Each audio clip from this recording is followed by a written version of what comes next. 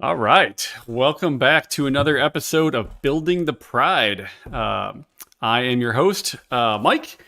Drew is out doing his civic duty. He's actually a poll worker today. So if you haven't gotten out to vote, um, pause pause the stream right now, go vote, and then come back and then continue watching.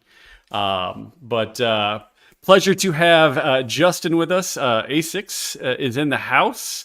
So happy to have you here, co-hosting with me today. How are you doing? Good. How's it going? Glad to be here.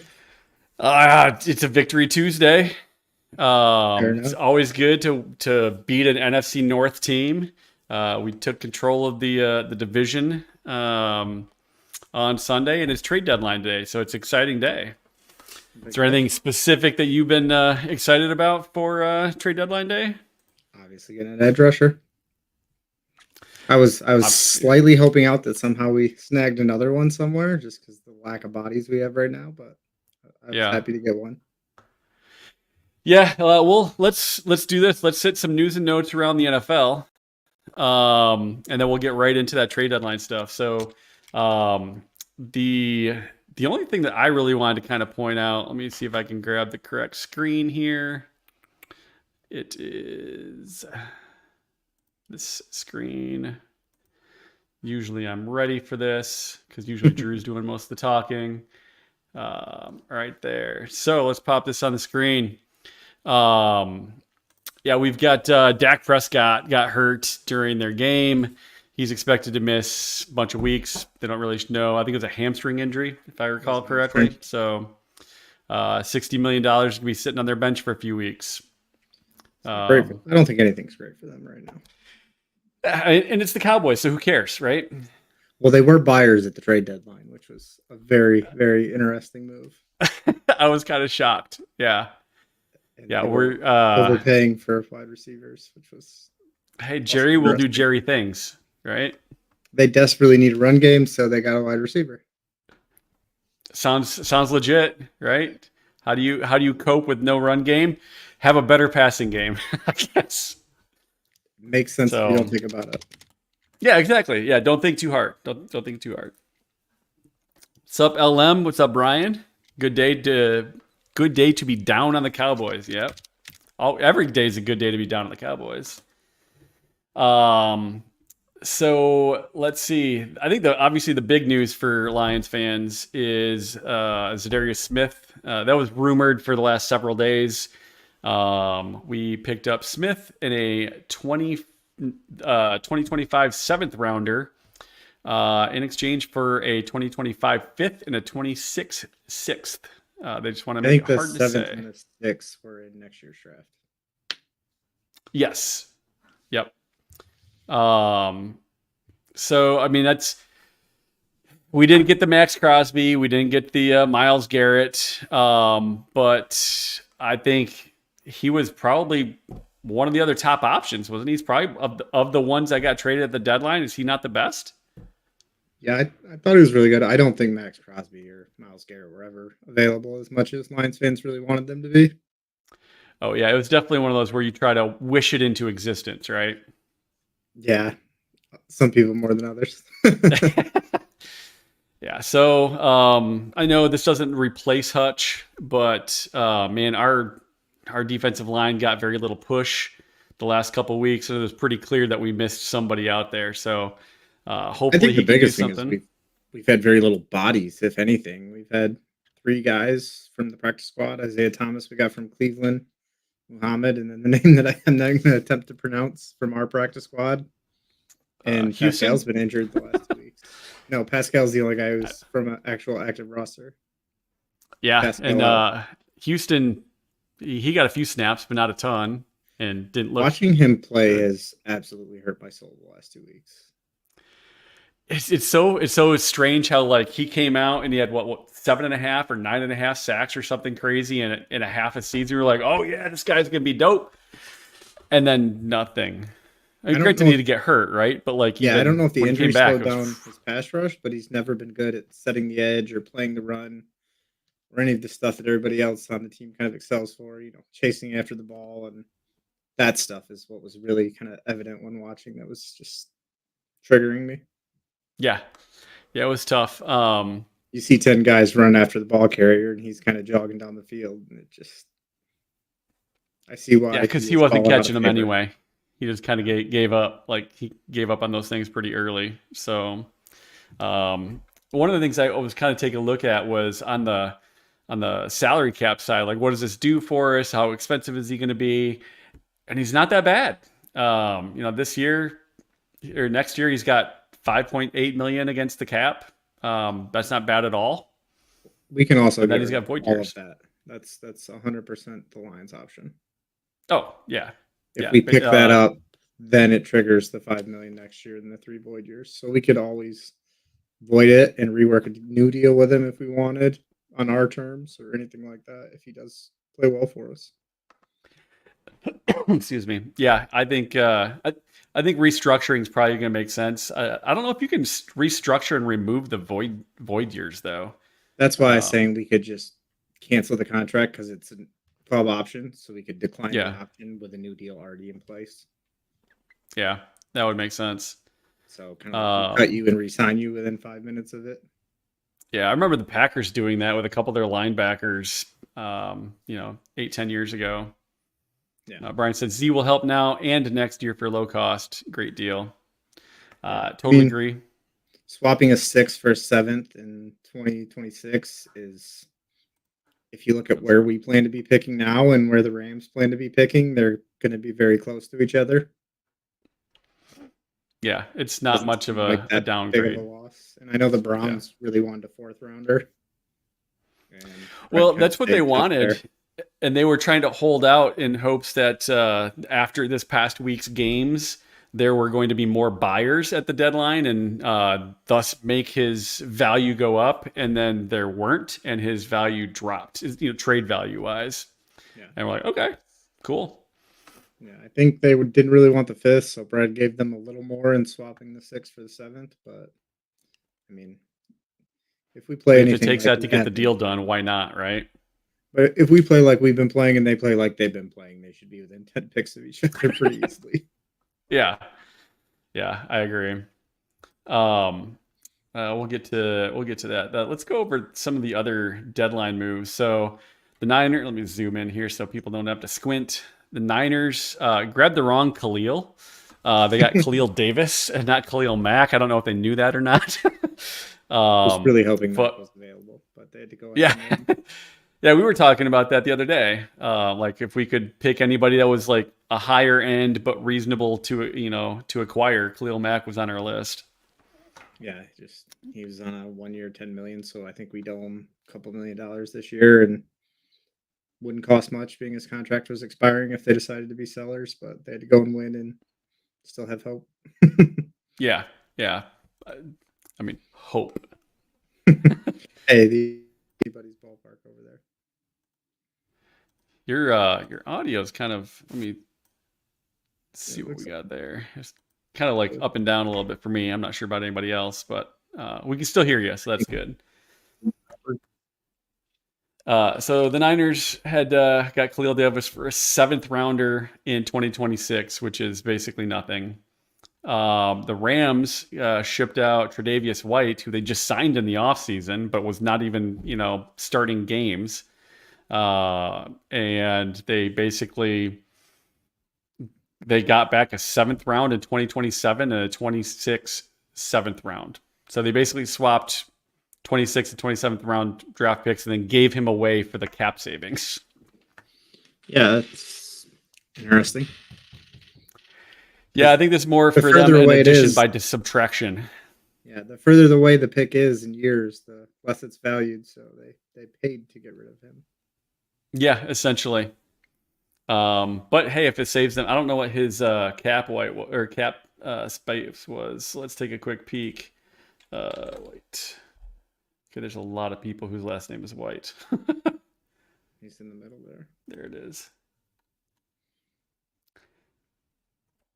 So, with the amount of season left, they say what, $1.5 million maybe. So not a huge bonus, but What's the per better than game nothing, I roster guess. bonus? Yeah. What else we got? The Steelers made a second move. They grabbed linebacker Preston Smith from the Packers for a 2025 seventh round draft pick. I was It's surprised to see the Packers being sellers there.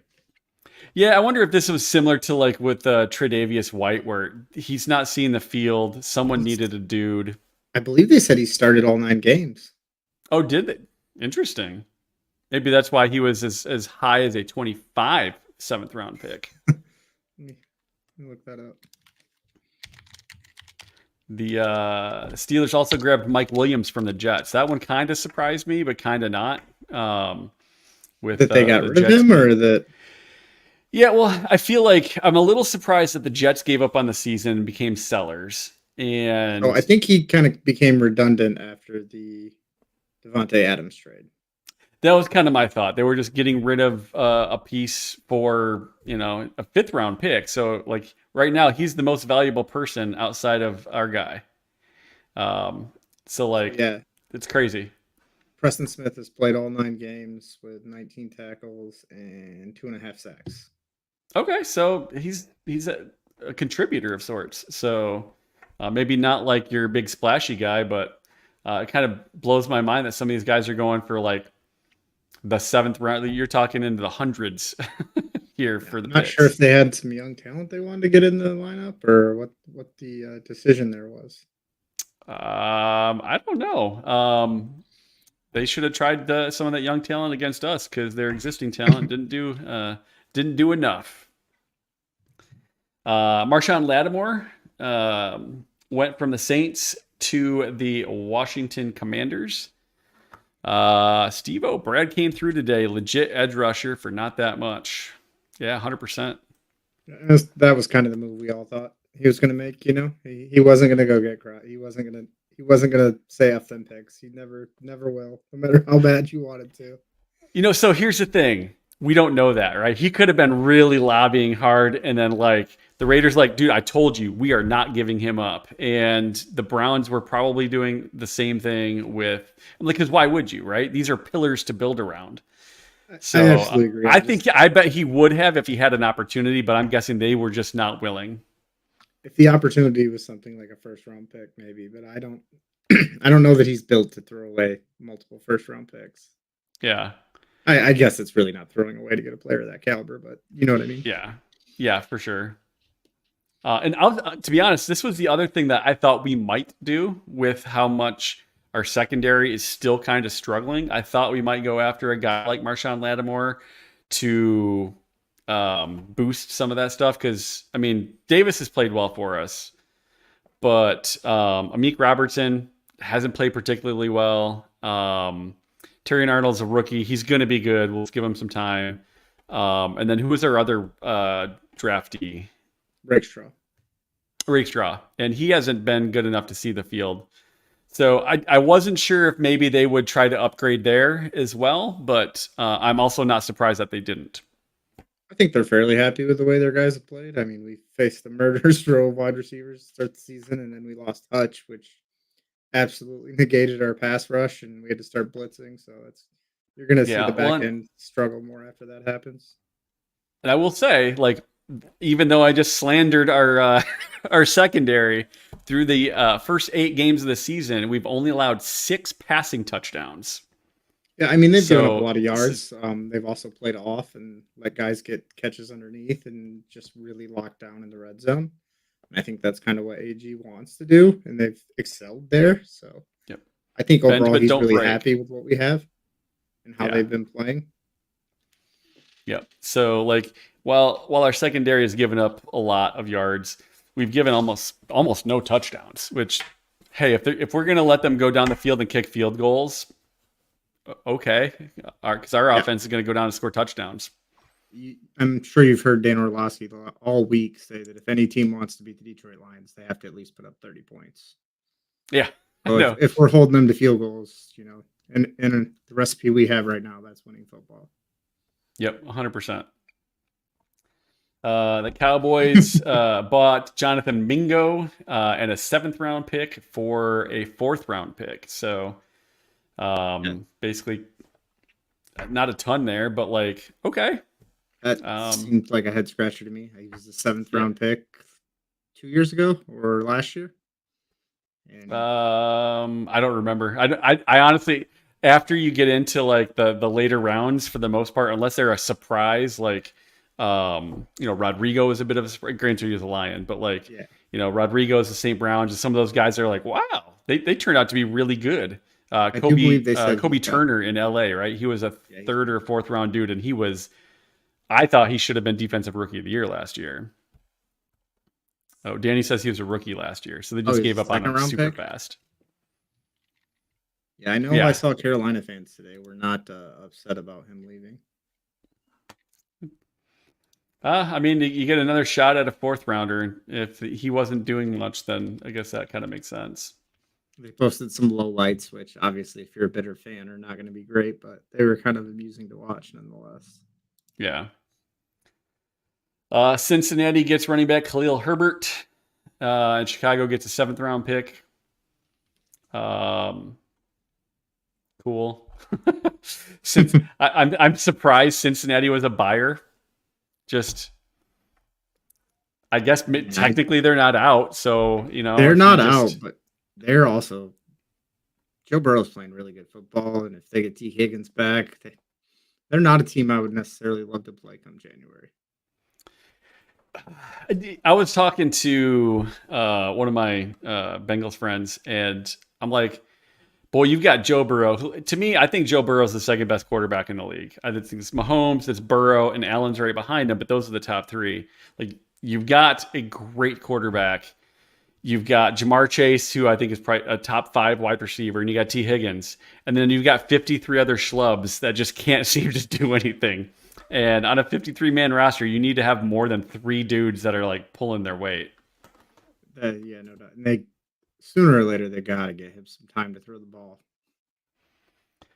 Yeah.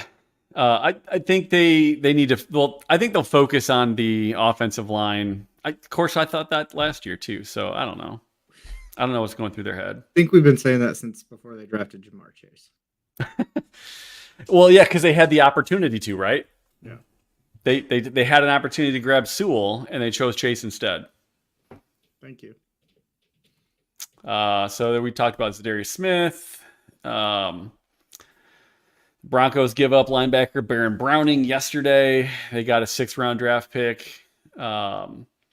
And then we're talking about older stuff, last week or whatever. So Minnesota grabs a tackle because they need one badly. And then they essentially swap 7th and 5th round picks. So that's kind of the main stuff that's happened around the league, trade-wise. I'm pretty pumped about our trade. I think it's something that we needed really bad, and I think it really showed its ugly head the last 2 weeks. I thought we just got no push. Yeah, I mean, it's kind of hard to get pushed when you lose 4 edge rushers. Yeah, 4 starting quality edge rushers, right? You start getting into your backups and your backups to your backups. Yeah, Pascal, Kaminsky are both out, and then we lost Davenport and Hutch. That's a lot for one position. One other thing that you and I were kind of chatting about the other day, the LM Goff #1 quarterback. Nice. He's playing really, really well. Justin and I were having a conversation, and he's like, "Just say that he's great." I'm like, "Well, said say that he is playing great." Yes. Not that he is great. He is playing great. I just want you to say it, admit it, say those words for everyone to hear. And what I would say is he is playing the most efficient and mistake-free football of any quarterback in the league. Turns out that's great quarterback play. That's which is what you want out of your quarterback. We don't ask him to do a ton, right? And he's doing everything we ask. So that's kind of where I'm at on that. And the games have also dictated that he doesn't need to do a ton. Correct. Like we would ask him to do more if we needed to, but when you're getting the ball in the 20-yard line or it's a hailstorm or you're up by 50, there's no reason to throw the ball 40 yards downfield. Yeah. Yeah, no, it is, and that's not necessarily his fault, right? His fault that we have short fields and they can't stop our run, right? Well, it's Just, kind of his fault we're up by 40 points. I mean, is it though? Like A little bit. the dude had we were up 35. We had 35 points in the first half against Tennessee, and he had 9 passing yards. So And a like, touchdown. and a touchdown, which was kind of weird, but like, still, like, he was not the reason we were up 35 or we had put up 35 points, but he's playing very well. I think that his decision making this year is night and day better than previous years. I think that's not the one. This is the one right here. And granted, these numbers in and of themselves, raw numbers, don't like passer rating is a completely meaningless stat. That said, you can't suck and have a good passer rating, right? So like, I guess it's not 100% meaningless, but it's really just a bad math problem. But It's a like flawed 82 stat, point, but it's what's still that? impressive. I said it's a flawed stat, but Yes. put up that kind of numbers is still ridiculous. Yeah, I mean it's good, obviously, right? It's the highest in any 6-game span in NFL history. He's got the highest completion rate and a highest passer rating. That's awesome, right? Now, granted, again, passer rating doesn't matter because you can throw 15 of 15 balls directly into the ground and not get a 0. And you can actually make completions and get less than what you would do if you threw everything in the ground. It's a dumb metric that doesn't really mean anything. But again, typically you can't have a number that high without doing well, right? So he's playing really well. Played in the first half. Starting out games even well. Higher in the first half, which is even more ridiculous. Well, so that was one of the things. When we're talking about, and we flip over to the other banner, week 9 recap, we own the North. The other thing that I was looking at was, let me see if I can find the game stats. So, against Green Bay, they had 411 yards to our 261, but they also had 10 penalties for 67 yards to our 5 penalties and 51 yards. They had a little bit less. What's that? 30 were on Brian Branch. 30 of those were on Brian Branch. I was disappointed with the decision to kick him out. The extra 15, once I found out that he gave the double bird, all right, yeah, he deserved that. And to be honest, he deserved the first penalty. Like, it was a helmet-to-helmet hit. Call the penalty, but I thought it was too much. Much like I actually agree with Tom Brady. He said that he didn't believe it was should have been kicked out. Yeah, the other angle from like the Packers side of the play it looked even less egregious because it looked like Vernon Joseph, I think it was, hit him into Branch actually. And it looked like Branch kind of let up there a little bit and just tried to give him a bit of a shoulder. Yeah, I mean, as a hockey fan, I see that kind of stuff all the time. In hockey, it usually hits from behind, into the boards. That's super dangerous. And you see a guy going into the boards or going side, and then they'll turn right at the last second, right as you're going to go shoulder to shoulder. And then all of a sudden it's like shoulder to the middle of the back, and then they go face first in the glass. And you're like, that wasn't the plan. And I think that was kind of what this one was. I don't think he was trying to go helmet to helmet. I just don't think that he got down as far as he thought, or, the receiver went down a little bit further than he thought. So it is what it is, but like, I was bummed to see him get booted. Yeah, it looked a little bit, like I said, like Brandon Joseph hit him and it kind of accelerated the receiver into him faster than he thought, and then also lowered his target zone, I guess you'd call it, or whatever. Yeah. So I was looking at the overviews. Is the overview where it's got all the scoring drives? Yeah, so obviously we only put up 24 points, which was way less than we usually do. But it was a rainy, miserable, crappy day, and fast game too. Yeah, well, it's because there was a lot of running, right? Right, like I think the broadcast said it was the fastest first quarter they'd ever seen. Probably. There was probably I mean, they scored a field goal. 16 total plays on the scoring drives, or on all drives in the first quarter. Um, but like as I was looking through this, one of the things that stood out to me was the second half. We went right out because we got the ball, drove 71 yards, scored a touchdown, and we went 9 yards punt, 0 yards punt, 12 yards punt, end of game. And I'm just like, eek. That's not a great second half. We came out strong. Now, granted, the weather was shitty and whatnot, but like they I was a little bit nervous that they might do something to come back, but our defense just kind of stuck in Is and that did what they just needed to do. is that the final drive too, or no? Final drive was There, 37 yards. yeah, because Monty had a couple of big first down runs on that one. Yeah.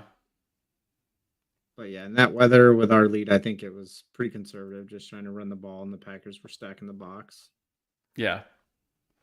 Yep. Just burn the clock. Our defense is doing well. Burn the clock. Our defense is doing well. Um, we get JMO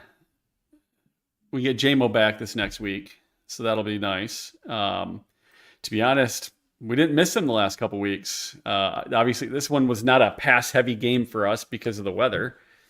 And Tennessee, we had such great field position. Then they couldn't stop anything we did. So like we didn't have to worry about missing JMO. So that's kind of nice. So we kind of talked about that. Our lowest total since only allowing 5 passing touchdowns through the first 8 games in 1986. I don't remember that season. I was 9. It's -1, so You were -1. Nice. JMO, the Titans game, we controlled the special teams, so we didn't miss him there. And if we had to miss him a game, we all thought we would not want it to be the Packers game. But in those conditions, it turned out to be a great game for him to not be there. Yeah. We are now 7-1. What did you think about his? Now, granted, he wasn't the first guy. There was another guy that did it earlier in the day, and then what happened was it a college game or a high school game or something like that it happened over the weekend. So we were talking about it at work. We had to Google what it was because we had no idea You're like, why it was. Why is this a thing? Yeah, but it looked like So it happened in high school. He did it well. Yeah, high school kid did it, and then the college kid did it, and then the guy from the Falcons was it Drake London, and I think so. Yeah. So we are now 7-1, our best start since 1956. First time that we've started 7-1 since 1956. That is 21 years before I was born, and I'm old, so that's been a while. Yeah. Do you want that Tampa Bay game back? Do I want the Tampa Bay? Oh, yeah. No, so here's the thing though, like I didn't expect us to be undefeated, and I would have loved to see us be undefeated. But like we almost LA took us to overtime. Like we almost lost that game. So I'll take a 1 loss even if it was to Tampa Bay. Because to be honest, I think the tiebreaker. What's that? I said the first 2 games the offense started fairly slow with no preseason play or anything like that. Yeah, first 3 games. Yeah, pretty much the first before 2 the bye week and after the bye week have been completely different. Yeah, I agree. Grades wise, I thought this last week, St. Brown, obviously he's our go-to dude. Laporta showed up. He played really well. Zeitler played well. Sewell, our offensive line there. Goff had a 76 grade, which was really good. Decker played well. AR played well. I was excited to see him come out and do some things. Monty's played well. I was a little surprised to see Gibbs down here at a 58.6, just because I thought he actually played well. Like my eyeballs thought, wasn't thinking on that, but I also wasn't paying attention to things like pass blocking, and those kind of things will drag your overall down. So yeah, I mean his run grade seems fine. It's just that pass block grade. He must have missed the block or something. Yeah, he only had 2 pass block snaps, right? So it's I assume he just missed 1 block.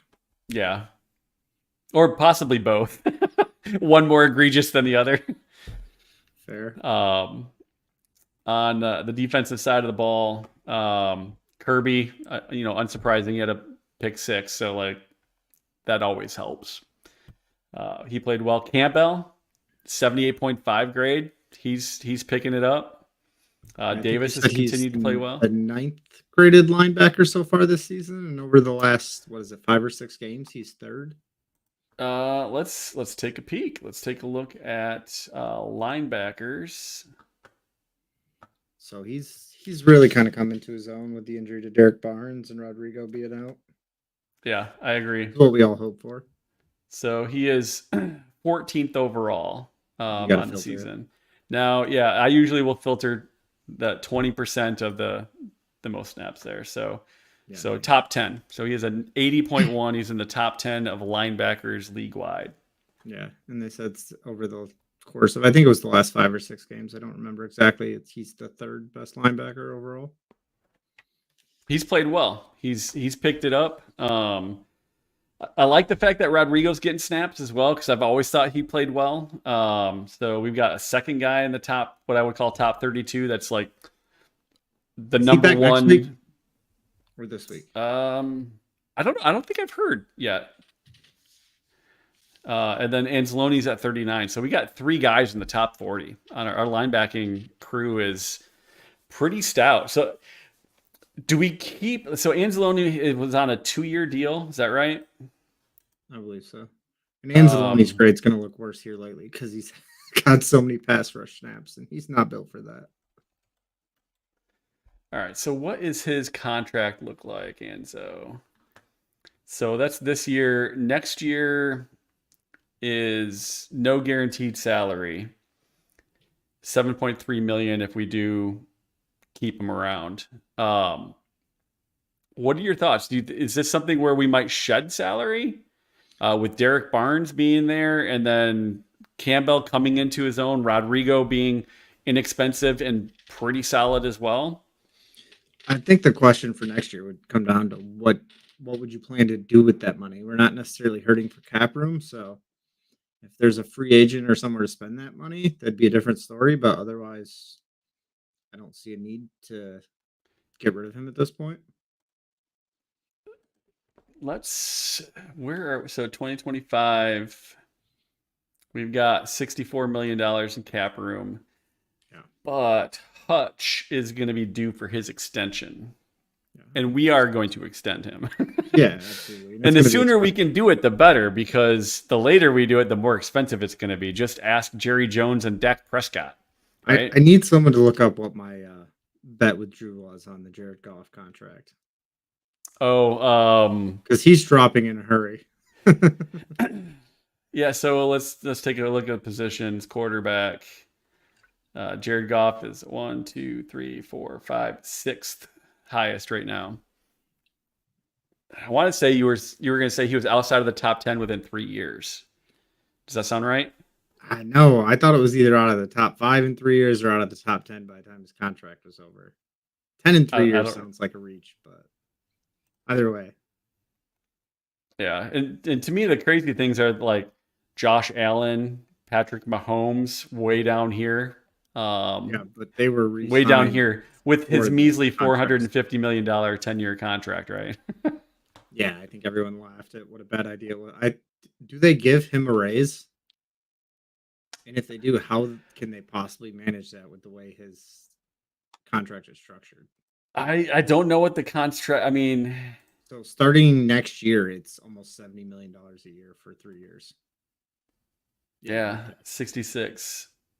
So they really backloaded the contract. So to give him any kind of a raise is going to be hard. Yeah, I think they'd have to turn it into signing bonus. And then that way it gets prorated over across the remaining contract. Right, but they're already so high. Yeah. So what are the Chiefs? But did you notice that his cap hit is still not as high as Dak's? 23% next year. I think Dak's. Are you talking about this year or in general? Next year, once he hits 67 million or whatever. So they're going to still have $22 million even with that. That's a Yeah, I big don't cap know. number, and they're still gonna have 22 million free. Yeah, I think it said 20-some% of their salary, and I don't know what they've got to do as far as their roster. Yeah, 23.8 next year. I So I mean, mean, they paid it's their left less than a tackle got a deal. decent contract, right? Other than that, they paid Chris Uh, Jones, Travis Kelsey, Patrick Mahomes. I believe Juwan Taylor's got a Clooney, pretty nice Juwan contract, but Taylor, outside of that, I don't think they have very Creed many big Humphrey. numbers. Yeah, they don't really have a ton of big numbers, and some of their guys are like Trent McDuffie. I don't know how much he's got left on his contract. Um, Nick Bolton, like they got a lot of reasonable numbers here, to be honest. Yeah, I don't know what Chris Jones's contract extension he was back when his holdout, but I could see him wanting a new deal soon.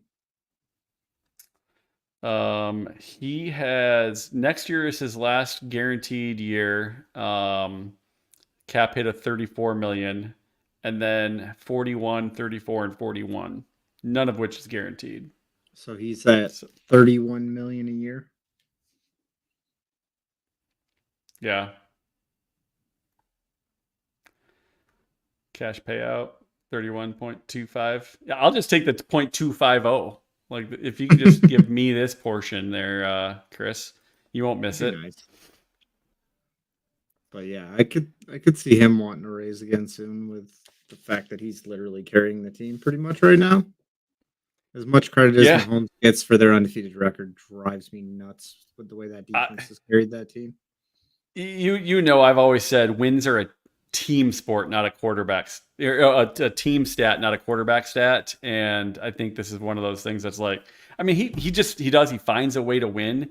I have not looked at what their game was, if the grades have come out yet. It's He Mahomes. played Of well, course, he got a high grade. but did you watch the game? He played well. I did. He didn't play bad, but even when he doesn't play well, his grade is still high. So like by position, like his overall grade is fourth. Right. Just click on him, go by his game by game grade, and I'm sure there's barely one that's low. So he had a couple of them that were in the 50s and 60s. So he got a 60 Another one in the 60. with What's almost that? 10% of turnover worthy plays, 2 interceptions, and 2 touchdowns. Are you talking about this? The Goff had week that game, two? he would have got a 20 grade. Yeah, he had 151 yards, 10% turnover worthy plays, 2 picks, and 2 touchdowns. Yeah, and that was rough. And he still got a Let's take a 60. peek. Let's take a peek at JG. He's down there in the I 20s. gotta You got to keep going. scroll. I gotta scroll a ways. So 217 one yards, touchdown, one pick. one He was touchdown, a one pick, more yards, less turnover worthy plays, higher average depth of target, and 20 points less.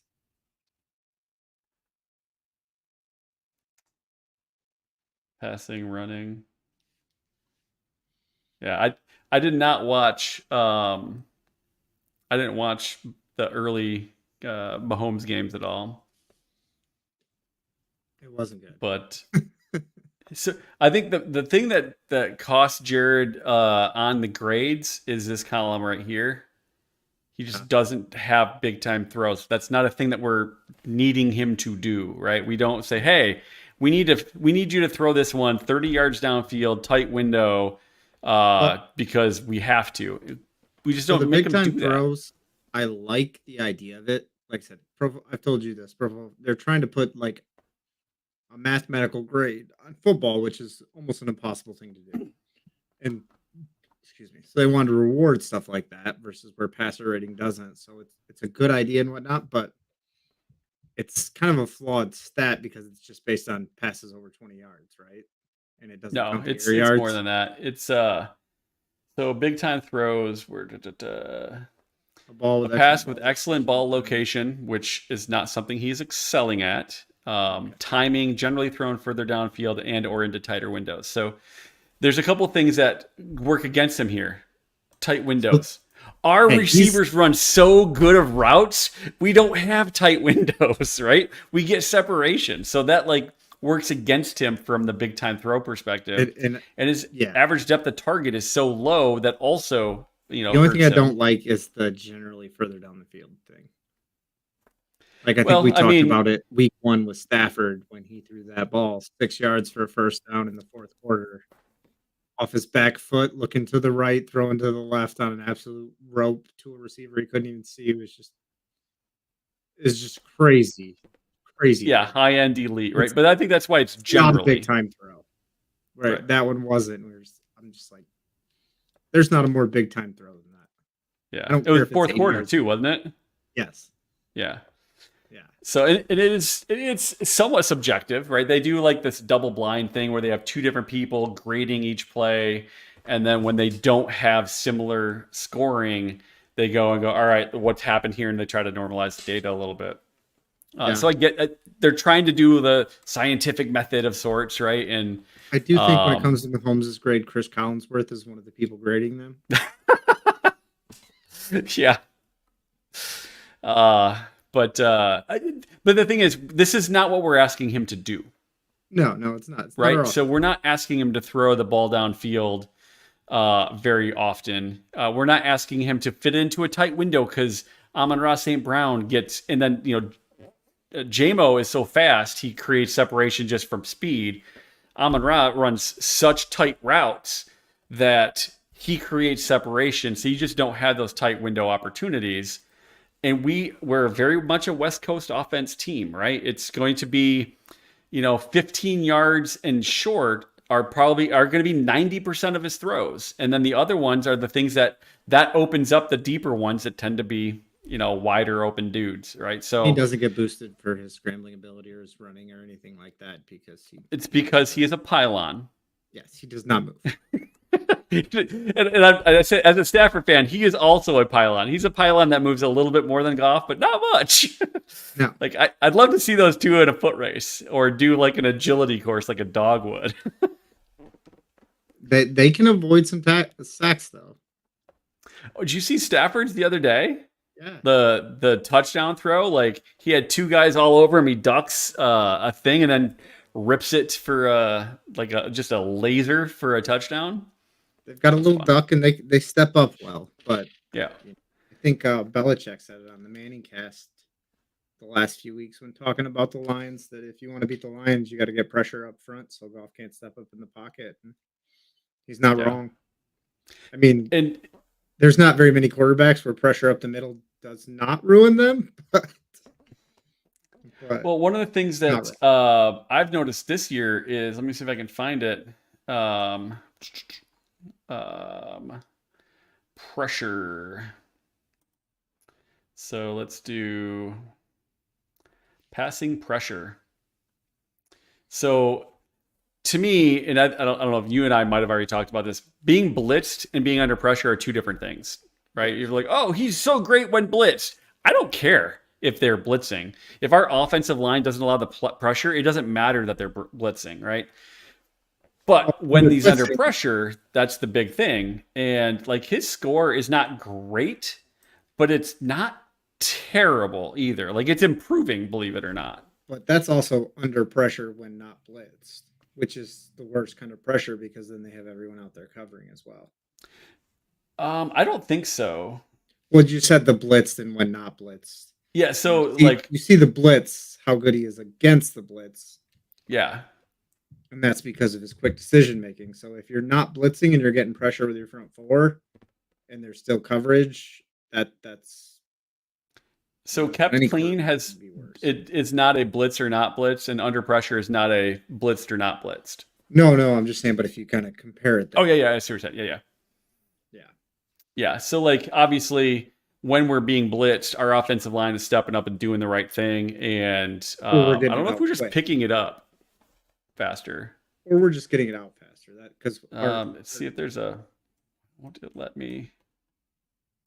yeah, their website is not user friendly when it comes to stuff like that. Yeah, his time to throw is quicker when blitzed Yeah, by a fair amount. And if you look at that, Now it'll let me scroll. So time to throw. So when you look at like kept clean and when blitzed, it's quick. Those are really good numbers. Look at his When time to throw when under pressure. yeah, which to me sounds like, oh, he's scrambling a lot and getting away and then making a play, but he doesn't scramble. So I'm like, To me, that how says does that that he's being compute? put under pressure because there's nobody open. Yeah, those are coverage pressures. Because if he's holding the ball for 3 seconds and he's under pressure, that's nobody's open. Yeah. No quarterback in the NFL wants to hold the ball for 3 seconds. Well, so there's a lot of so I love these stats because some things I never would have guessed. Under pressure, his average depth of target is actually 2 yards more than when he's kept clean. I would have guessed the under pressure is it's going to be a dump pass, it's going to be a shorter average depth of target, but it's actually the highest average depth of target is when he's under pressure, and I don't. That kind of blows my mind. Like I don't remember seeing that. Like how does that be a thing? Broken plays, your guys are covered down low on our normal routes that we like to run and whatnot. So you're just looking for something and chucking it down the field and hoping somebody makes a play or throwing it out of bounds type stuff. Yep. Turnover worthy plays, pretty consistent regardless of what it is. It's still not a high percentage. 3.3% is not a terrible percentage. His big time throws pretty low. No big time throws under pressure, which I think also kind of goes into the grade type of thing. But yeah, that also goes into why he's been so good at taking care of the ball too, though. Oh, 100%. Like I was really nervous about this game because of the weather, because he has not been a good caretaker of the ball. Like he's fumbled a lot in his career, right? And I'm like, oh my God, he's going to be. Green Bay's good. They've got a good pass rush. They've got a good secondary, which means we may not be open and that kind of stuff. So like, if we fumble the ball, I wouldn't be surprised. And then of course we didn't fumble the ball at all. He didn't have any slipped out of my hand wrong, interceptions. And yet Green Bay, who fucking lives there, had like 5 bad snaps, and it was a shit show for them. It was great.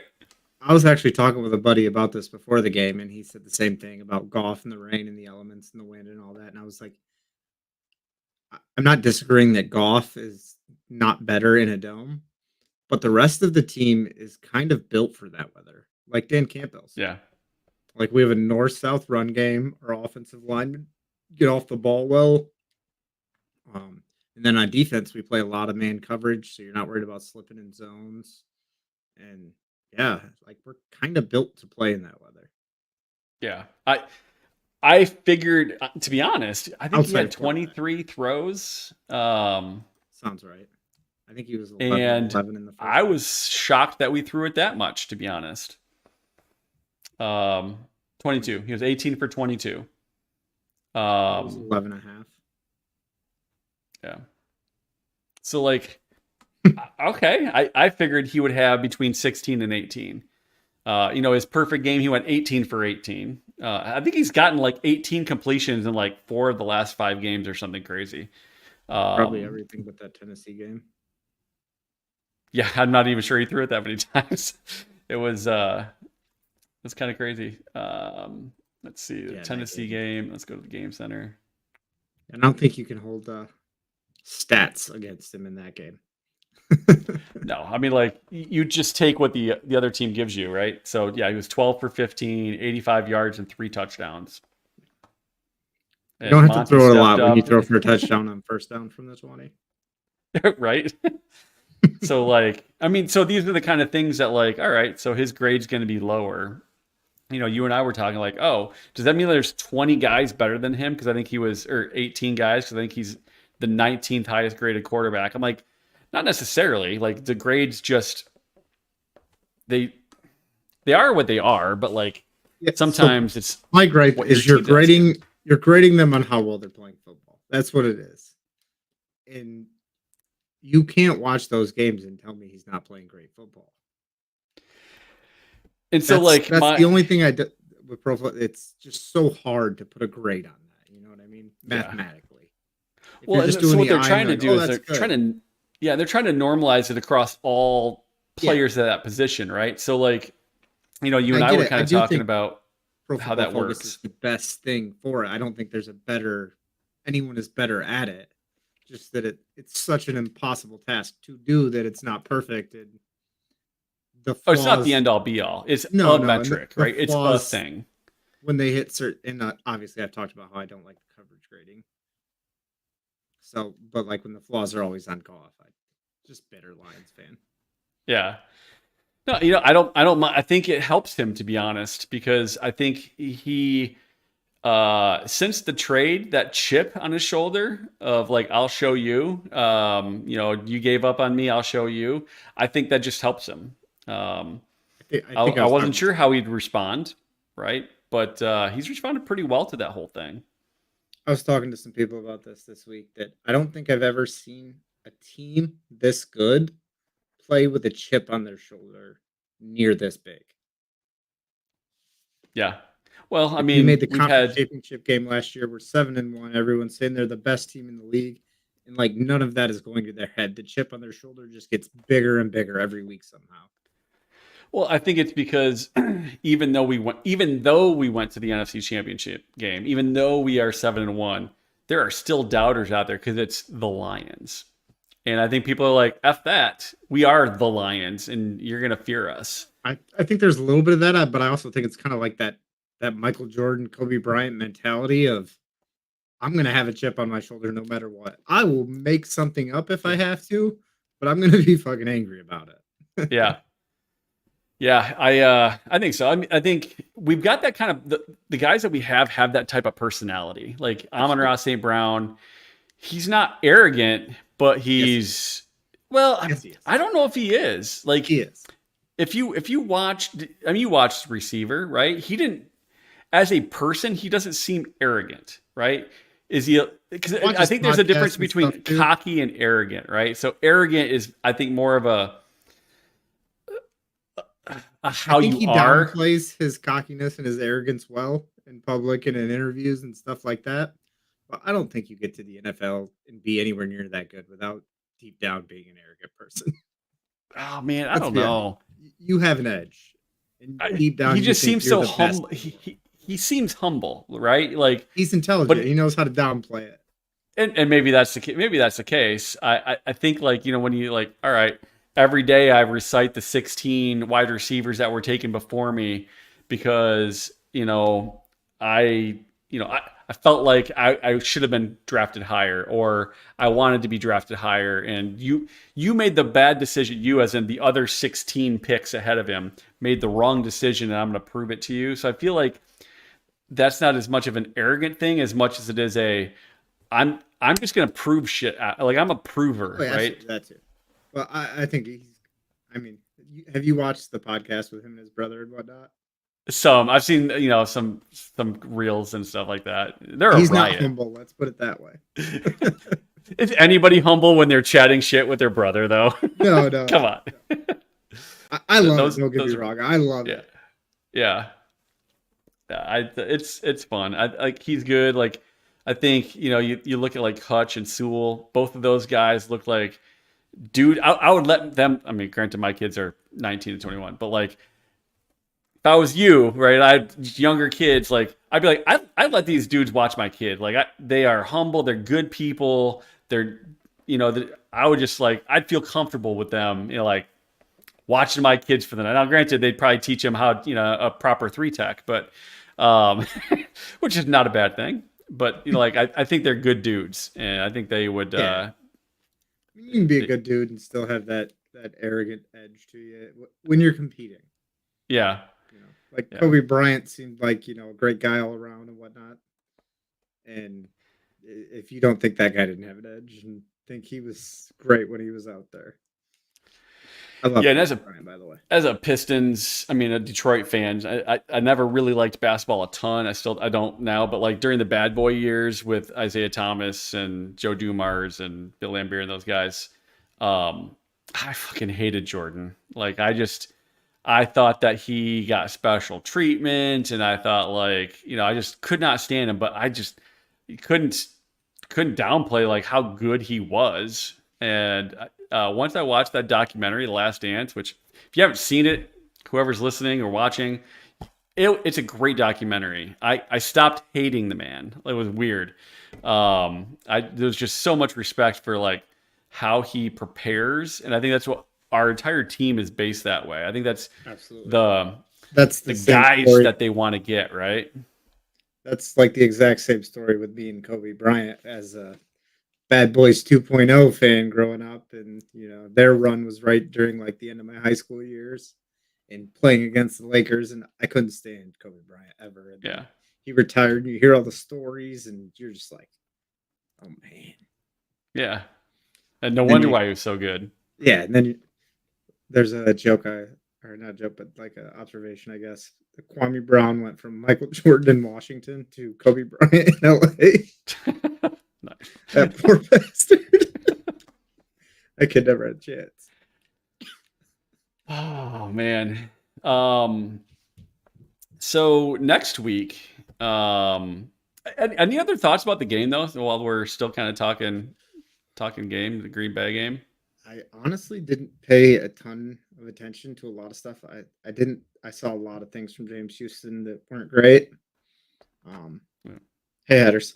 Like the golf played good. Monty, I thought played well. The line just another solid, great game by the team.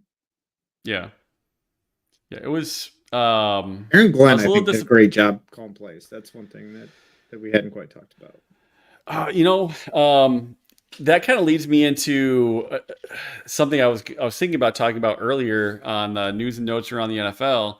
We've had some firings. New Orleans Saints fired their coach.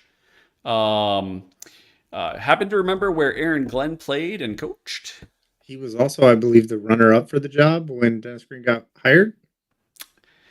Yeah. So, like, does Mike McCarthy last the season?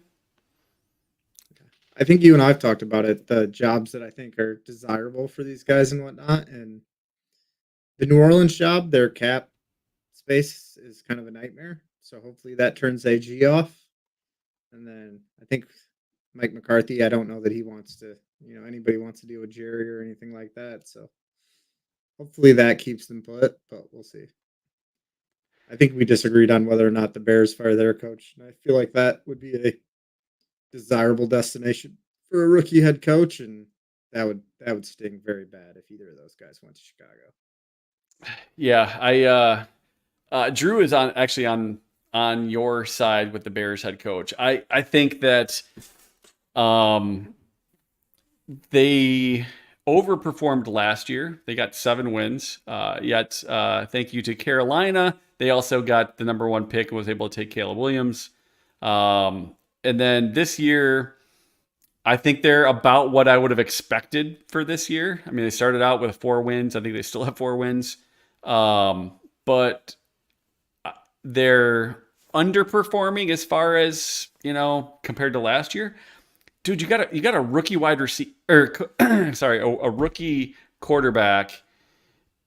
I feel like he's going to get this year and next year with Caleb before deciding, do we move on from this head coach? I understand your logic about 2 years with the rookie quarterback, but to me, it's not the record. It's the inexcusable decisions and things that go wrong there Yeah, that you have a hard time explaining to ownership that is gonna get him fired. And then you see I could like see it. DJ Moore walking off in the middle of a play. There was a shoulder check issue with a wide receiver, and like That's that stuff just unreal. adds up. That is unreal. Has anybody was DJ Moore asked about that? Like, why did you I do don't it? know Did if you he was think the asked play about was it, but he over? limped off the field mid play. Oh, was he limping? I didn't look like he was He, limping. he Maybe he he was. limped once he got to the sideline. Oh, gotcha. Okay. I mean, So it did look like they were going to get Caleb Williams for a sack. And I thought he just thought that the play was over and just went off the field with that.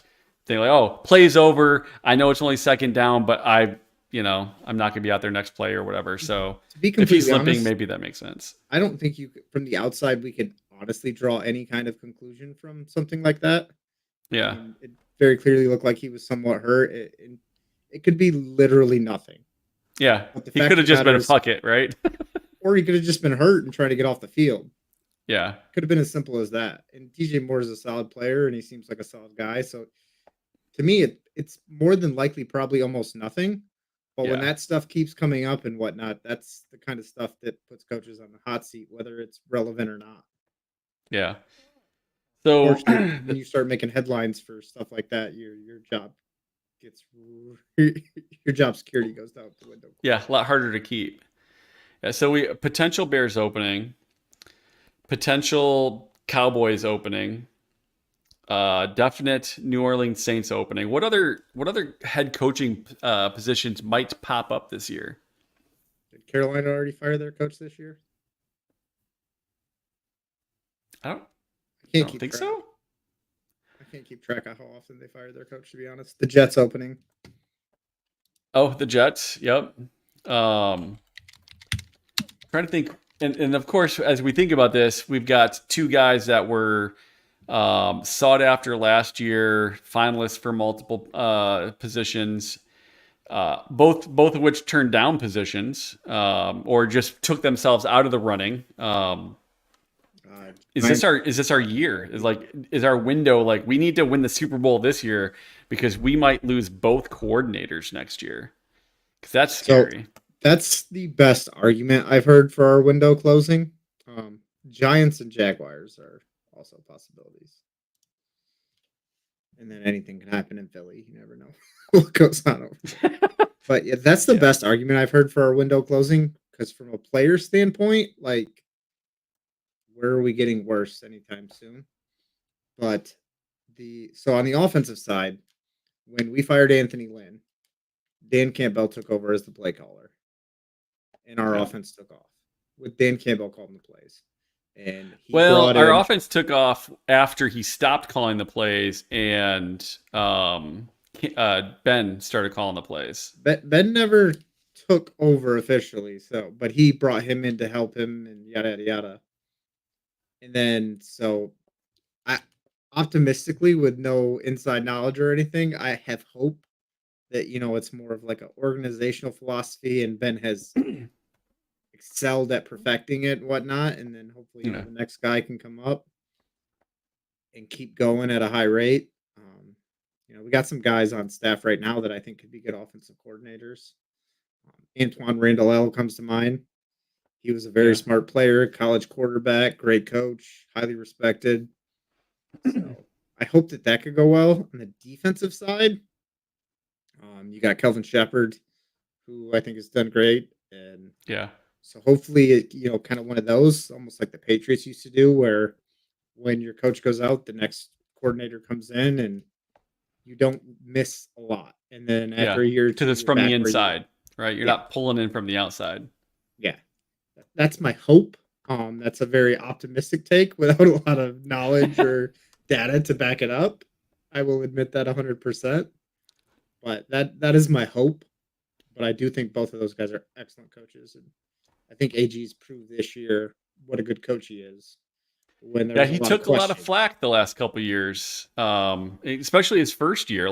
But we had nobody. Like our defense was garbage. Like almost nobody on that defense would make the team right now. Granted, which is why they're not on the team, right? But like I our think the floor was expression our was ceiling was lower than our floor. I think the expression is trying to make chicken salad out of chicken. So I believe that was his first 2 seasons. Brian says we don't really have any evidence that Ben was just coming back for one more year. Fair. Yep. He loves Goff and the line. Why would he not want to be around until Goff starts to slip? That's I fair. don't disagree at all. That's why I was talking about how good these openings are, because I think he's proven he's not just going to leave to be a head coach. He's Yeah. happy with where he is. He loves calling the plays. He said that if he is a head coach, he wants to be a play calling head coach. And a lot of these teams, they have meddling owners, and like the Carolina situation, he avoided that twice. The Washington rebuild, he wasn't interested in. So I think it would have Yeah. to be an opportunity that the position that's available has something that intrigues him, and that's why Chicago scares me so much because you've got a solid core of guys, you got a pretty good defense. The ownership has never been an issue, and you have Caleb Williams, who everybody really would love a chance to work with. It sounds like. I'm not a huge fan personally. I've said that a couple times, but Yeah. I think he would make a lot of offensive coordinators excited to go down there and work with him. Yeah.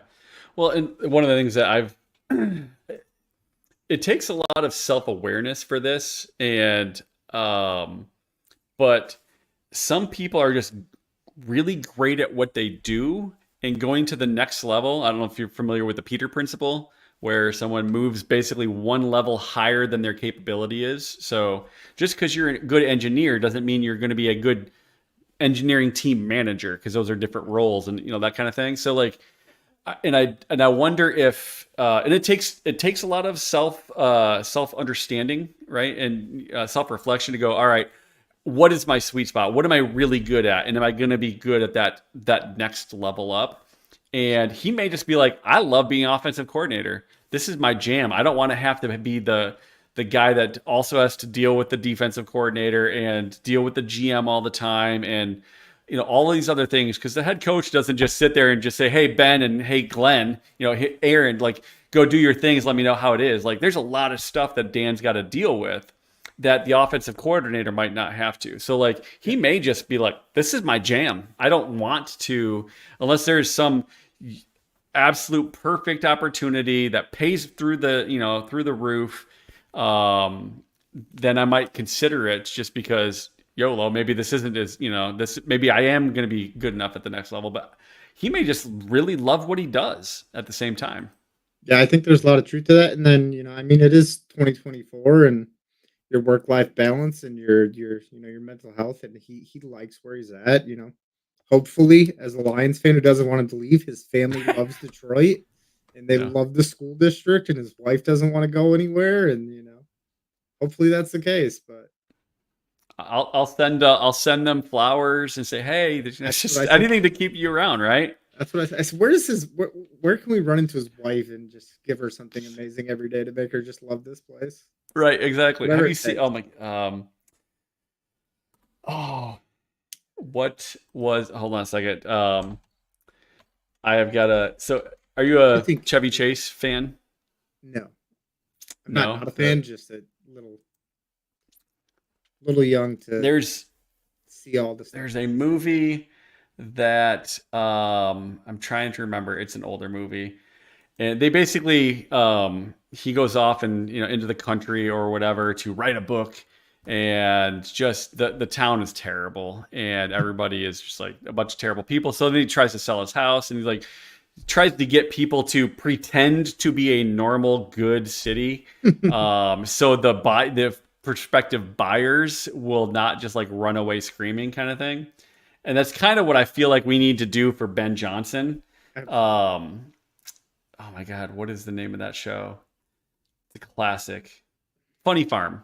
So Funny Farm, 1988. Wherever he lives, please take care of him. Mow his lawn for free, clean his pool for free, feeds for free. 100%. Come on, guys, whatever it takes. We'll start a GoFundMe. We'll pay for this as fans. Right. Yeah. So yeah, I don't disagree, Brian, and I think he's talked about that before. But at the end of the day, I think at this level, there's a lot of guys that are, have that competitive edge, and sometimes they just want that challenge. I hope that he agrees with you. Yeah, I really do. But some of those guys just want to challenge themselves, see if they can do it. And opportunities to be head coaches don't come around all the time. We've had coordinators in the past that were huge. Jim Bob Cooter, everyone was saying he was going to be a head coach, and then he had a couple of bad years, and he's nowhere now. Yeah. So that opportunity might not be there in the future. Yeah, your flame can die out pretty quickly in the NFL. So do you just, if that's your dream, if that's what your goal is, do you just go and try it anyway, like at some point? Yeah. Right. I can't speak for him, obviously, to say, these couple years with the kids don't matter as much as my dream, or, yeah, it's hard to speak for somebody else on that, but I absolutely hope you are 100% right. Yeah. Finally, before we'll talk about week 10 here in just a second, but like this is what the playoff picture looks like for the NFL as of right now. Lions at number one, home by first place, 2 games to win to get to the Super Bowl. I love that. We need to keep it, and I think beating the Packers is a huge step in that, because you lose that, you lose the tiebreaker, and the Packers are a damn good team, right? So they're gonna. I don't expect them to take a step back the rest of the season. Unfortunately, the Honolulu Blue flu is over because Tennessee actually won last week. But That one like, they're doesn't going to count because continue. they didn't have to play our offense or defense. They just lost to our special Oh, that's true. the entire game.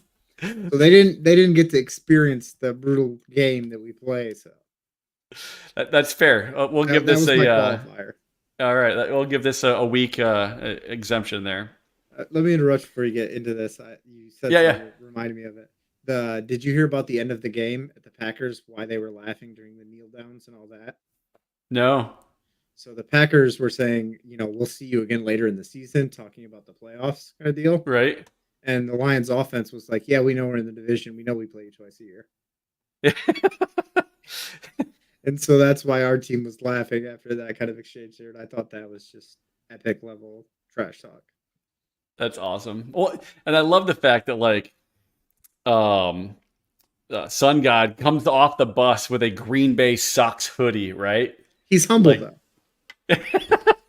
He's a trash talker. He's a trash talker, right? He's competitive and he's a trash talker. He doesn't come off as arrogant. Like, I talk trash, but I'm not arrogant, right? Because it's, to me, it's at least for me, like, it's more about like joking and having fun. And I think Good point, Brian. Good point. one team overcoming the flu is not a sign it's over. They need overtime to beat one of the worst teams in the league. Yep, that's fair. So it went from the flu to just the sniffles. They'll be back to the flu. But yeah, there was, and then David Montgomery kissing, blowing kisses to the crowd on the way out, similar to what St. Brown did the previous year. The Brian Branch exit, that's kind of a boneheaded move, and you don't like it. I'm sure AG had something to say to him about it, but the way that ignited the defense after that. They were pissed. They played angry. They just shut them down after that. Yeah. They were not necessarily playing great football before that, and it just changed the entire way they played that game. Yeah.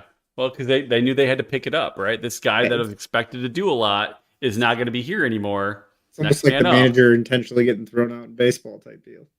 Yeah, exactly. Which is always one of those things that boggles my mind. Like, I think it'd be better without you because you could just quit. So you just got to do something to light a fire, man. You got to wake people up. Right on. I think in hockey, that a lot of times that's dropping the gloves. Yeah, absolutely. So playoff picture. It boggles my mind that the Cardinals are in there. I don't think they're going to last. I do think the Rams will probably jump over them and probably the Niners, but we'll see. The Commanders are where did this team come from? Like Jaden Daniels, rookie of the year.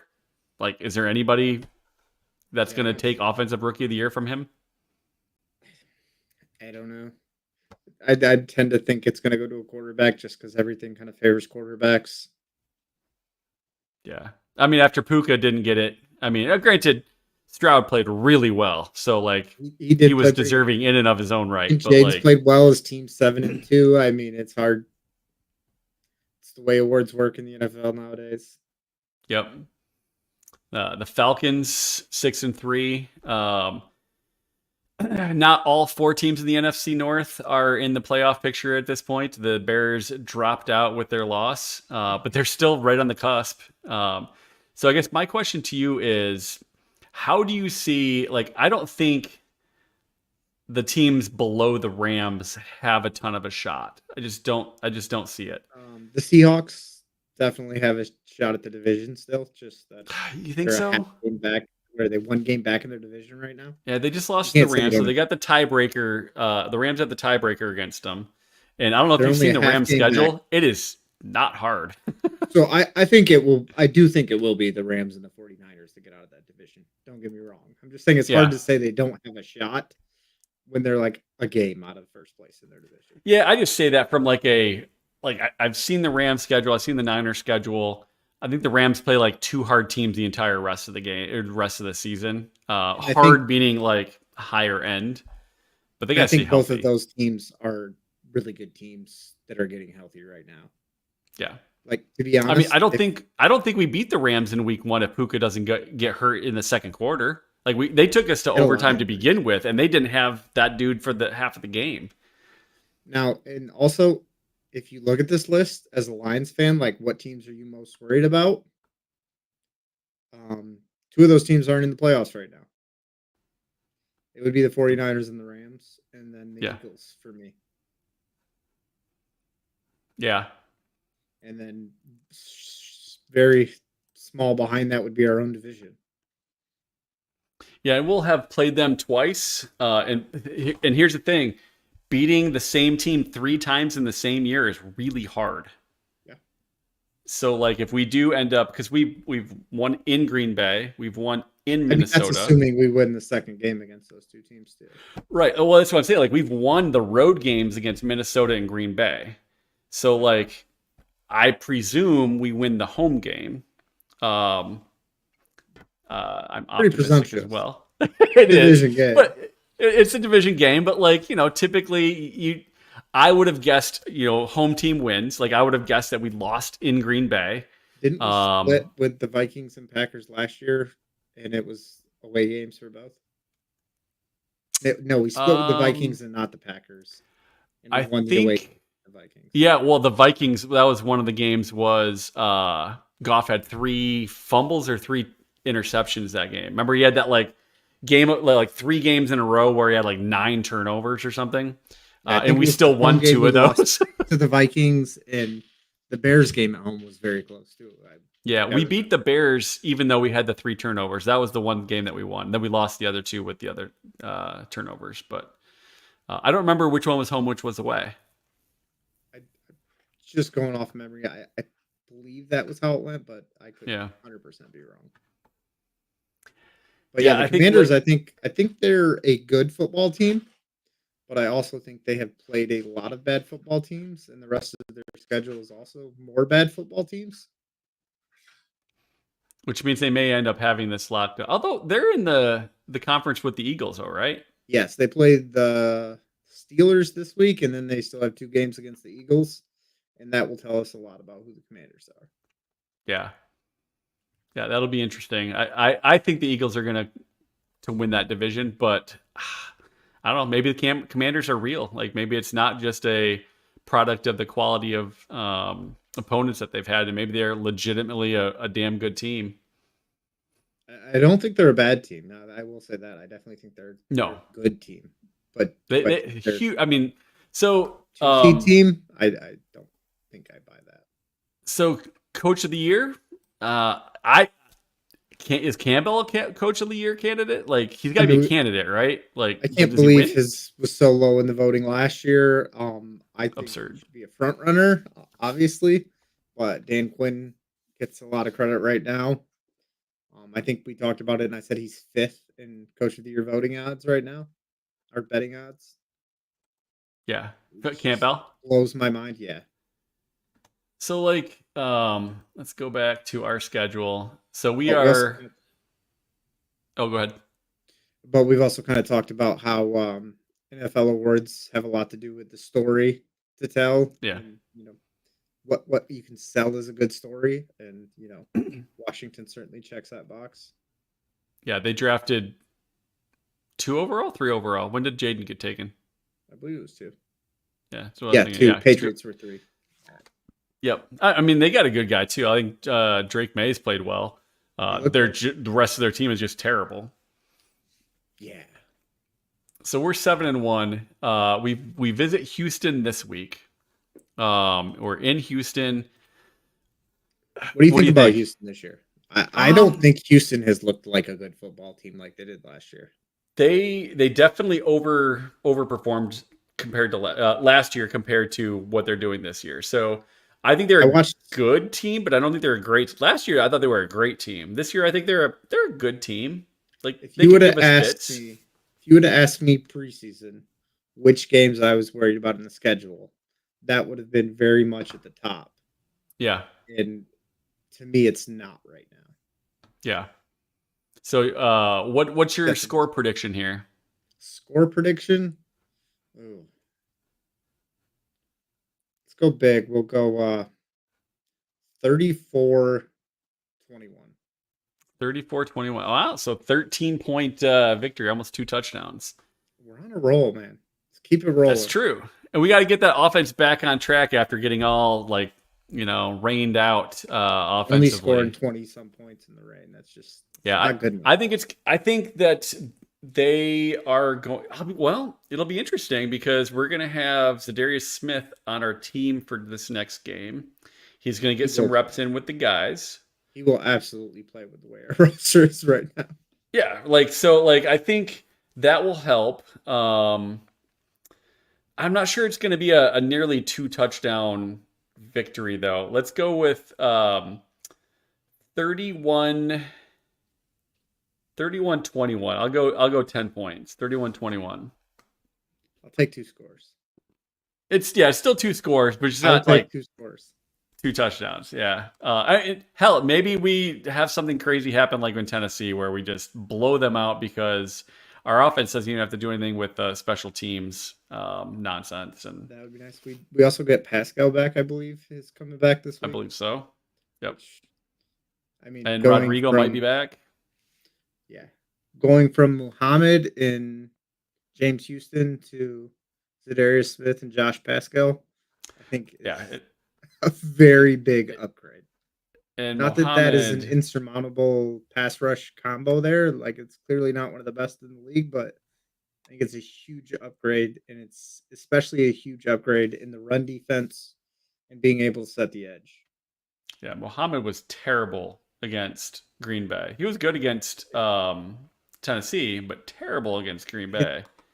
His run grade was still higher than Houston's. Yeah. Run defense, yeah. Houston was terrible. I never heard of Patrick O'Connor. Who is he? He's not the one we just cut, right? Chris Smith is. I don't know. I mean, he only played 11 snaps, and Smith only played 10. So, Smith is the one we cut to make room for the trade. Okay. O'Connor's played a couple times this year. I have no idea who he is, but yeah, he did not play well. NPC number 1. Yeah.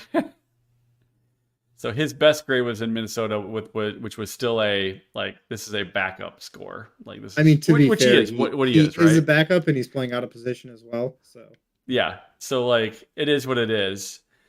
He was a live body for 54 snaps this year, and whatnot. But so we're 7-1 after this weekend against Houston. We're gonna be 8-1 if we're right.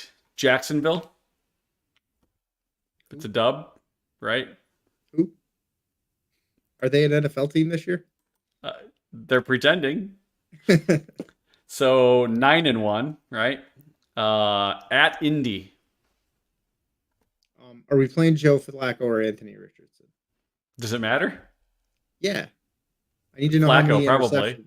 I need to know how many interceptions Brian Branch and Kirby Joseph are going to get. Flacco. So I don't think they're going to put Richardson back in. Probably one less interception that way. Yeah. Yeah. Again, that's a dub, right? Yeah. If we win this week, we should be. Hopefully, obviously, NFL, anything can happen. We've finally got a little easier stretch here with those 2 games. So we got 8, 9, 10. Home against Chicago on Thanksgiving. I mean, I'm going to say we win every game. So I'm a very biased picker here. Right? But, so now we're 11-1. Team in Chicago. I definitely think we'll be fired up for the Thanksgiving game. Yeah, I think so too. That might actually be a blowout. I wouldn't say that just because I wouldn't want to put that bad juju out into the world. But I don't believe in juju. I'll say it. Fair enough. As a goalie, I touch both goalposts and tap my pad 3 times, right? Packers at home. Yeah. Good news there is Packers will be on a short week and we will not be on a short week. Just keep that in mind. And again, at home, I like our chances. Definitely a winnable game. It is a division game, and I do think the Packers are a good football team. So we'll see what And we're happens. But in a dome. that's probably better for them than it is for us. Clearly, It's true. W. yeah. 12. All right. Buffalo. This is good. Buffalo and San Francisco are the two games that I've got as potential losses. I mean, granted, Green Bay's always a potential loss. They're that good, right? But like the It's ones the that NFL. scare Everything's a me, potential game. But yes, as far as the yeah. two toughest remaining games, it would be Buffalo, San Francisco, and then again, very slight margin behind that would be the division games against Minnesota and Green Bay. Yeah. And to be honest, I can't believe Minnesota's got the record that they do. I picked them to have 5 wins for the season. I was not a believer. So, but They're a Sam good Darnold is defense. one like, where did this guy come from? Again, I mean, do we think Kirk Cousins is a great quarterback? I think he's a very good quarterback. He's one of the guys we've talked about that is capable of you can win with him. Right. And But he's not on the team anymore. no, but that's how good they were with him. And the Right. rest of the team got better. They're a very well coached team. The whole organization is run pretty well. Flores has a really good defensive scheme in the NFL. And Sam Darnold didn't look bad in Carolina. He didn't look bad. And I thought they could be a good team. Did I think they would have the record they had to start the year? No. Did I think they might take second ahead of Green Bay? Yes, but I'm kind of a very big Green Bay and Chicago hater, so there's a lot of bias there. Yeah. I mean, I respect that. I'll admit it, but yeah, Minnesota's just top to bottom. They have a well-built roster, and if they got anything on the quarterback, they could be a competitive team. Well, and they had JJ McCarthy, right? He was scheduled to be their starter, and I'm not. I don't think he was ever going to be the starter to start the season. Oh, I think he was. I think he was going to be right from the start. It benefits the most from this injury and being able to not start. But I thought he was going to be the starter right from the start. And even then, Darnold was terrible in New York. Now, granted, it was New York, right? So maybe that wasn't the thing. He wasn't great in Carolina, but he wasn't miserable. He wasn't Jamarcus Russell. He started off really good, and then Carolina did Carolina things, and clearly we've seen now that might not necessarily be a quarterback's fault. Yeah, they brought in Baker to replace him and ran him out of town because he was trash, and we see what he's doing in Tampa Bay. Yep, playing well. So I did not think that between JJ or Darnold that they would do enough to have more than 5 or 6 wins. And I thought they were going to be 4th place in our division. So they surprised me. I'll admit it. I was wrong. Like he played well, and the rest of their team has played well enough to just continue to pile up some wins. Let me say that I did not think Sam Darnold was going to play this good or anything like that. Just that we were talking about at the beginning of the year that they were a sneaky team that could end up being really good if Darnold played well. I won't say that I thought he was going to play good. They were going to be good because that would be an absolute. You didn't call it, huh? You didn't throw some money on it in Vegas. I did not say it was going to be that. We did talk about it, and I said that they were a team that had a chance to be sneaky good. I also said New York was a team that had a chance to be sneaky good, and we see how wrong that is. Which New York? Because both of them are bad. The Giants. The Giants. Oh yeah, and let me scroll down all the way down. Yeah, I was wrong. 2-7. Very wrong on that one. You're very wrong on that one. Yeah, I'll admit I was wrong on the Vikings. The reason I wanted to kind of roll through the schedule here is say we lose to Buffalo, or we split these teams. Maybe we lose to both, right? We lose to Buffalo and San Francisco. We are a 3-loss team. We are 14-3 at the end of the season. How is Dan Campbell not like the front runner with a 14-3 season? Well, because they because it's Detroit, and they'll find a way to explain it away. But the argument is, they have the best roster, and they have this, and they were expected to be good, and that's what it always comes down to. In Chicago, are just like last year with D'Amico Ryans. They were the number 2 pick in the draft, and their team exceeded expectations and outperformed. So what does that do for Ben Johnson? Do you think he is going to be a front runner for OC or for assistant coach of the year? Because while yes, we do have a great roster, our efficiency, we are a juggernaut, and his So unique blend of like play calling and trick plays, I think, is that the story enough to get him that award? I'll be honest. I didn't even know that was an award. Do they do offense and defense? No, it's just they have head coach of the year and then assistant coach of the year. There's a lot of good candidates out there, but again, biased. I would absolutely say he deserves it. I don't think there is another question to me, but there's a lot of good coordinators out there that I think, have a shot to do something like that. We were just talking about Flores in Minnesota. I think he's pretty highly regarded. I think he'd be a guy. Yeah, well, obviously, all of this is dependent on the last half of the season. We're only halfway through the season, right? So, like, it's fun we'll to talk see what about happens right? last half. That's why I said it's fun to talk about. That's why everybody does these things. Yeah. So we kind of I think we admit that Goff's the MVP, though, right? Stop it. If it's not, and it's I've what never ESPN says. Well, because of the segment was on the Lions. The next segment, when they talk about the Ravens, it's going to be Lamar Jackson. I'm not a Lamar fan, but he is heads and tails the best. Like, he is a no-brainer. It's been unanimous quality content, all networks and everything else. That hi Shannon, that right now through 9 weeks, Goff would win the MVP. Yeah, from Rich Eisen to Colin Cowherd to the ESPN talking heads, like. It's been unanimous the last 2 weeks that people are saying that. Yeah, I would be shocked. I think he's going to be in that conversation, right? Just from the raw stats of completion percentage and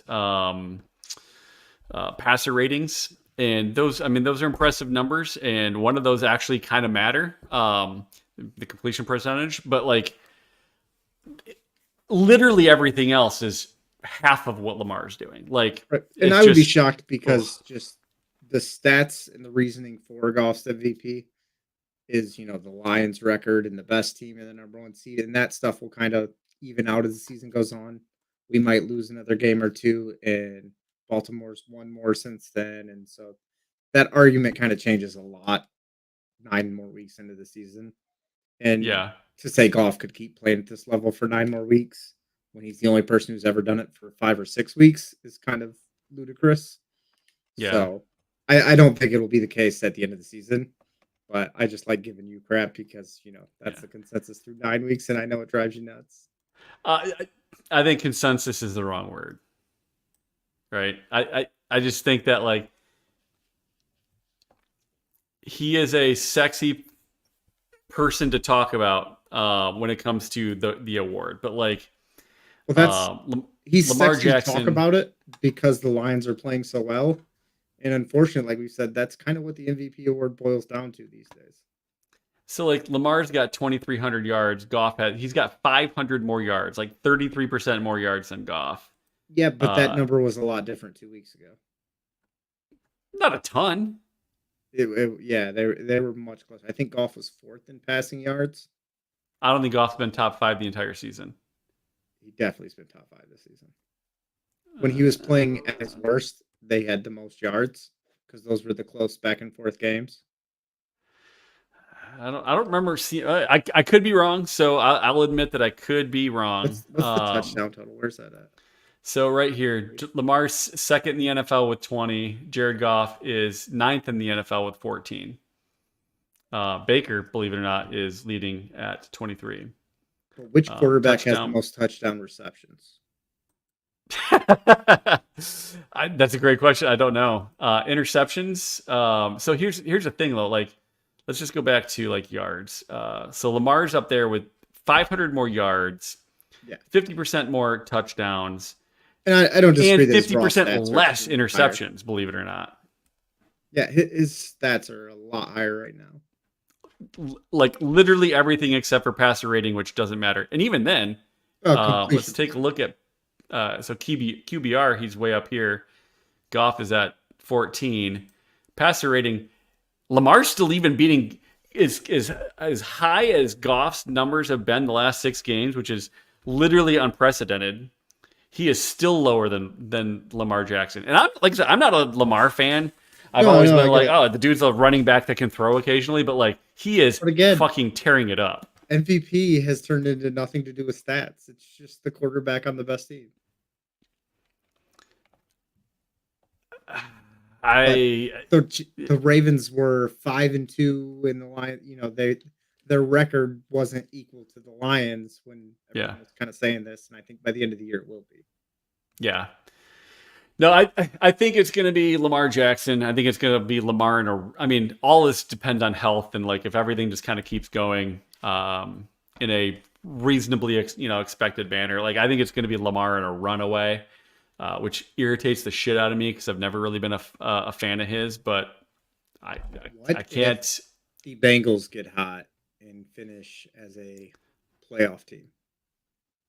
Yeah, if they do, and then to be honest, if they make the playoffs, they are just like the Rams were last year. They won like 9 of their last 10 to make the playoffs or something like that. Could Burrow win it as a wild card? I think so because he has to move fucking mountains to get that team to the playoffs. I think he should, but I don't know that it would go to a team that low these days. Just the way the awards kind of been given out. I don't like it, Yeah, but it like last year when we were yeah. talking about Brock Purdy for MVP, I'm like, he's like the fifth most valuable player on his own team. What the hell are you talking about? And to be honest, that's what I feel about Goff. Like, I don't disagree, right? But to your but point, that's not what the voters care about. Like, yeah, you know, you and I know this, but like Matt Stafford threw for 5,000 yards and didn't even make the Pro Bowl that year. He was the get it. fourth person in history to do a thing and didn't even make the Pro Bowl. And you're like, oh, it's because that shit doesn't actually matter. It's a popularity contest, and the Lions aren't popular. It's So even worse nowadays with all the people decline. Huntley is a Pro Bowl quarterback. Just don't forget that. yeah, and then you're like, well, if he could be in it, then how does Stafford only have two? I'm like, why does it even matter at Because that point? people Like, actually kind of wanted to go to the Pro Bowl back then. yeah, well, that's true. Yeah. So I don't know. It's like I think it's interesting. I don't think I think he'll be in the conversation throughout the entire year. I don't think he's got a chance at winning it, but I think he's going to be in that finalist category of the top four. And again, I think it's just going to be because the Lions are going to be one of the best teams in the NFL all year. So he's going to Yeah. stay in the conversation. Yeah. Oh, and I love that. I mean, And guys like as a Lions Mahomes fan, like are having such down years. yeah, I was kind of surprised at some of those. Like I would have otherwise put Justin Herbert probably in that top five. I'd put Stafford in that top five area, and like he's having a down year this year. Yeah. Granted, 80% of his team is hurt, which doesn't help either. I thought But Stafford should have had a legit shot last year, but his stats were down at the first 3 or 4 games before their bye last year. yep, And his team was a wild card team, but the way he played after the bye was better than he any. was the best quarterback in the NFL the last 9 games of the season, And it wasn't close. and it wasn't And he was close. putting the team on his back. Yeah. I'm surprised Tua's, gonna.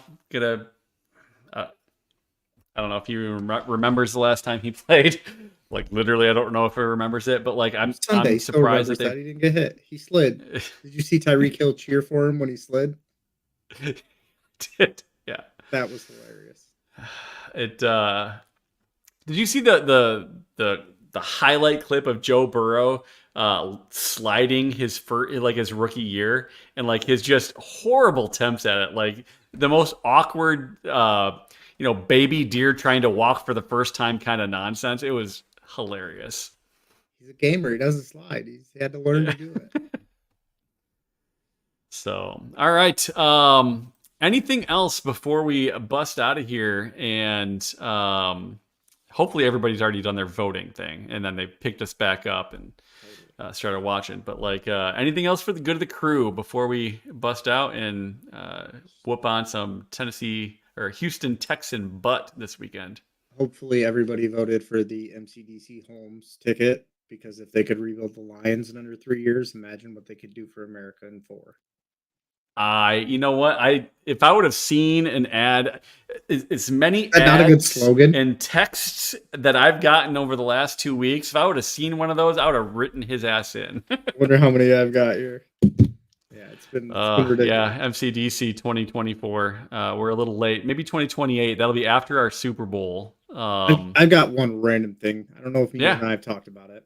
So the credit for this rebuild that the Lions have been on, in less than 3 years, we went from one of the worst rosters in football, if not the worst, to one of the best, if not the best rosters in football. And I think Brad Holmes gets a ton of credit. I think Dan Campbell gets a ton of credit. Even the assistant coaches and coordinators get a lot of credit. But the guy behind it all, in my mind, has got to be Chris Spielman. I thought you were gonna say Sheila. Well, Once be you started fair, saying the guy, I'm like, okay, it's not Sheila, but to be fair, she did put Chris Spielman in charge of, getting everything around. But, when he went out and got John Dorsey and Jack Fox, guys who were successful coaches and GMs in the NFL that have done the job, that might not necessarily be, they might be a little bit too old or outdated to do it well, but they at least know how it's done. yeah, And they're built in the same image as Chris Spielman himself. Smart guys. All three were NFL linebackers. They've played the game. They've coached. They've been GMs. They understand it. And then they went out and picked a GM and a head coach who were both not very well received as hires, but absolutely fit the same image that they wanted to build as a team. And then yeah. those guys went out and got players and coaches that fit that same, and it's just trickled down. So I feel like those guys deserve like a ton of the credit too.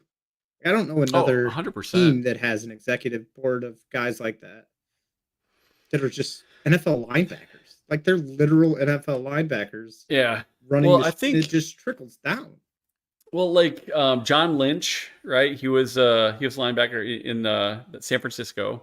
Right. But he's the Uh, GM. I'm talking like above the GM working in the offices. oh yeah, yeah, and yeah. I don't know what the Exact. rest of the teams look like in that upper I don't either, management but I type of imagine thing. most of them aren't filled with NFL linebackers. Yeah, probably not. Like I've been Kind of impressed with crazy. Les Snead and what he's done and the kind of teams that he puts around him. He's definitely not a But linebacker. he's definitely not a linebacker. Way too. Yeah, he would have been broken. Yeah. Maybe a cornerback. I don't know. But yeah, I agree. I think um, Sheila obviously has been the architect of this whole thing, right? She's like, oh, we're doing things differently. Like Yeah. dad used to do this, mom used to do this. Like this is not the way we're going to operate. And I At the love end the of the fact day, that she she's did. sorry. Go ahead. Yeah, no, good. I was just gonna say, at the end of the day, she is in charge, and she did Yeah, put those guys. She picked guys to do that kind of thing. But yeah, I just, and I the love the fact that linebacker. they went about it in a different way, right? They didn't hire the GM and had the GM hire the coach. They hired them both at the same time. Yeah, they In fact, built. I think they finalized Campbell's contract before they finalized Holmes's contract. But they would have these interviews where they're interviewing the GM. And they're like, okay, so which coaches would you feel like would be a good fit that you would work well with, and that kind of stuff. And then when they would interview the coaches, they're like, which GMs, GM candidates would you feel like would be a good fit and work well with? And they finally they find somebody that's like, all right, I'd like this guy, and the other, I like that guy, and they're like, wow, this is gonna be a great team. Like that, I've never seen that before in a professional sports No, I don't think organization. I've ever seen the whole committee thing either, where she hired Spielman as her executive assistant to the owner or whatever his official title is, and he put Yeah, together that hiring committee with Dorsey and Fox and Barry Sanders and just those guys who, and that, not Barry Sanders obviously, but Dorsey and Fox, guys who've done it at high levels in the league, yeah, done those jobs, and also fit that mold of Chris Spielman of just high intensity football guys that are extremely intelligent and like they built that hiring committee with that same mindset. They hired the GM with that same mindset. They hired the coach with that same mindset. It trickled down to assistant coaches and coordinators and players, and it's just crazy to see like culture be that yeah. big of an impact on a team when I mean, I know Drew says it all the time, and I've said it my whole life where, it's a talent driven league and we have a culture-driven team. It's wild to me. Yeah.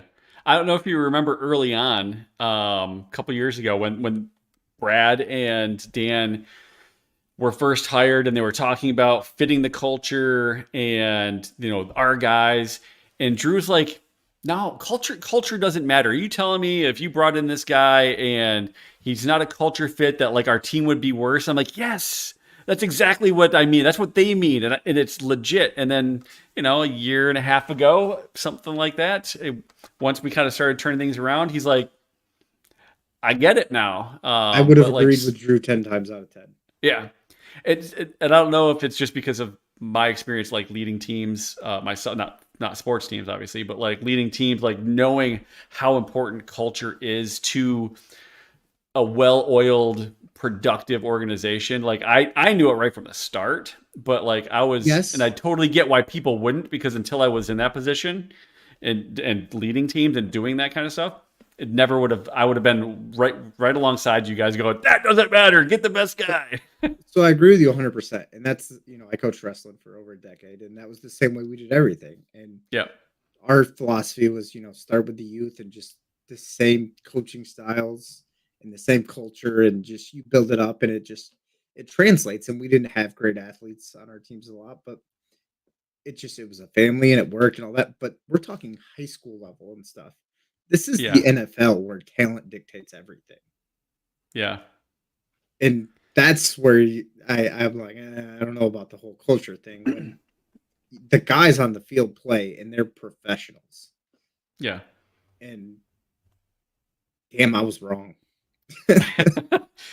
Yeah, it's kind of crazy how things that you think shouldn't matter more than things that you think should matter, right? Can you think of a Attitude. NFL team where something like that has actually worked at that level, other than what we're doing right now? Yeah, You could argue the Patriots, but they also had a ton of talent. Also, yeah.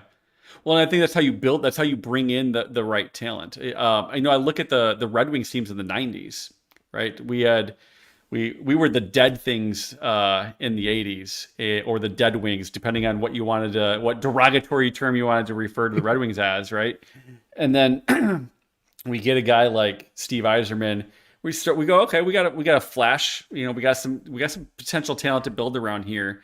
But then they brought in like high end coaching, and high end upper management like Jim Nill, at the GM level and stuff like that. So like you start building that culture around that, and then you see that with the dynasty of the Red Wings through the 25 straight years. We were blessed with the last real huge dynasty in the NHL, of 25 straight years in the playoffs. That's crazy. yeah, Like that's and pro that is sport. entire careers, multiple careers worth of people, and that consistent stuff. And you got guys like Scotty Bowman, and you start bringing in those guys, and it's all about building that culture of like, this is what we are as a team.